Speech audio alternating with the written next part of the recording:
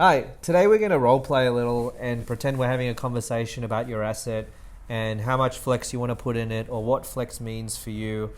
And we'll go through the considerations around almost two decision-making trees that you could go down depending on what your aspiration as an owner, right? So we'll start at the top and we're talking about flex space. Now, there's almost an immediate fork in all the conversations I have.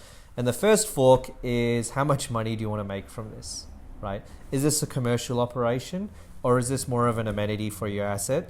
And of course, there's a middle kind of vein that we can go down, but we'll start at both extremes so you can kind of see the core difference. So I'll put amenity on this side and I'll put for commercial on this side. If you go down the commercial vein, the very first consideration that you need to make is how much space can you provide for this flex operator or this flex operation if you're going to do it yourself. What we found is if you want anything remotely commercial, you need around 1,500 to 2,000 square meters to achieve that economies of scale. Meaning if you expect a market rent equivalent on that floor or a couple of floors or whatever it is, we need that much space to make enough money to cover all of the costs, to pay the staff, to pay the technology, to cover all of that OPEX, take a fee, and then pay outgoings and your rent, right? You need 1,500 to 2,000 square meters to achieve that. And that's important because if you're an owner and you expect rent off that floor, even if it's under a partnership style agreement, you need to already realize you need that much space set aside. If you start going down the amenity route, you don't need that much space at all, right? You could go 600 to 1,000 square meters because you're no longer chasing economies of scale, right? Meaning as long as the space makes enough money to cover its costs, maybe make a little bit of rent, you're happy. So that's the first fork in the road, right? And if we go down the commercial route first on the right-hand side, all right, you've got your 1,500 to 2,000 square meters set aside. The next conversation is kind of like, well, what's your dollar per square meter expectation?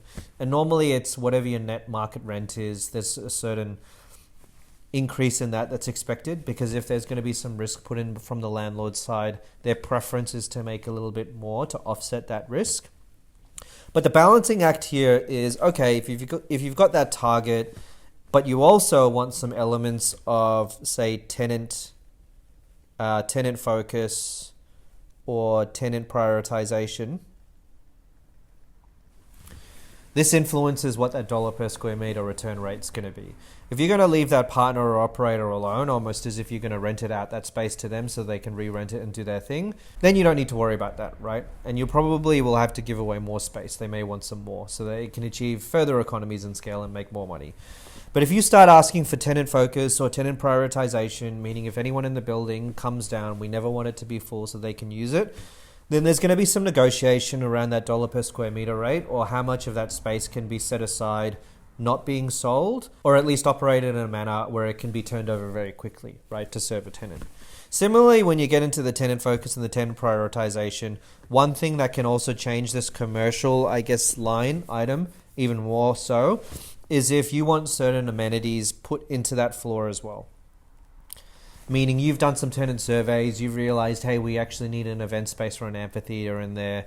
We need some more wellness. We want this flex to be a bit of a Trojan horse for some of these other things. This is when even this commercial column can get a bit bespoke because you almost start at this is how much money we expect to make on the floor. And that gets chipped away gradually because the owner realizes, oh, we just don't want a bunch of desks here with a small amount of amenity. There's more focus around the flex members. We want some tenant stuff in there. So that's kind of that conversation. Now, when it goes onto the left-hand side and the owner's like, we want an amenity, we want it to serve the tenants in the building, we see value beyond just that space, you want to make sure that the product mix of this space is in line with your tenants, right? So don't just put in a bunch of stuff in there that you think works or has worked. Do a level of stakeholder engagement to a degree. So whatever you put in there, it helps your tenants, right? And frankly, even if they don't use it, do you really care? When you think about that space, if it means that they retain their lease or they sign a lease and that's where the real value is coming from for your asset, just chuck stuff in there that they ask for. The reality is whoever's operating that needs to figure out a way how they can still monetize those spaces if the tenants aren't using it, right? And this is where the operational hat comes on, where you can kind of take in that feedback from the tenants and then also combine it with operational excellence and realize how that operator or we would run that space, and then you kind of balance it out. So even if the tenants don't use it, you're running something that is at least going to cover its costs and make a bit of rent, okay? Because both of these columns, you got to realize and really think about what's the goal.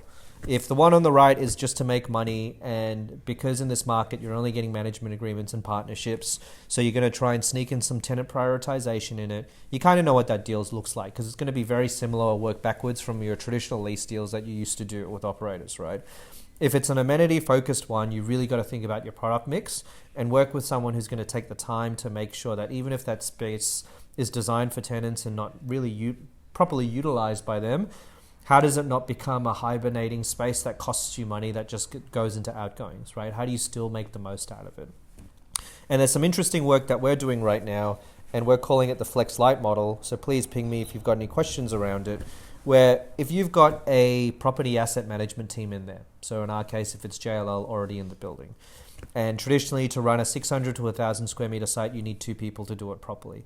None of this one person stuff, please stop. Whoever's saying that in the market's not going to work, I can tell you right now. Because think about it, any job, if you think about any individual in charge of a store or in charge of an operation by themselves, they're going to quit within 12 months.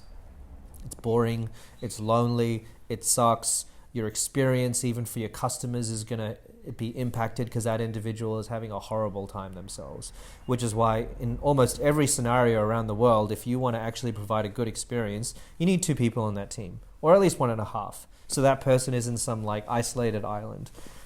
So the reason I make that point is if you've got, for example, a property asset management team in there, and if I provide a flex service, which we call Flex Light onto it, and we add a headcount to that team, so even though operationally from a cost angle, this 600 to 1,000 square meters only has 1 headcount cost to it, but because the on-site team has another 3 JLL personnel and you add it to that, well, Bob's your uncle. You kind of tick the loneliness angle, frankly, for that employee, but you keep your OPEX costs down low, and you also take advantage of whatever systems and technology that may already be in place. So there's a lot of stuff happening within the amenity angle that's worth considering, and I think I'll stop there to not overload you, but that's the common one. Obviously, you can go straight down the middle, and I think I just drew over myself, but whatever, in terms of a half amenity, half commercial angle. So hopefully that was helpful.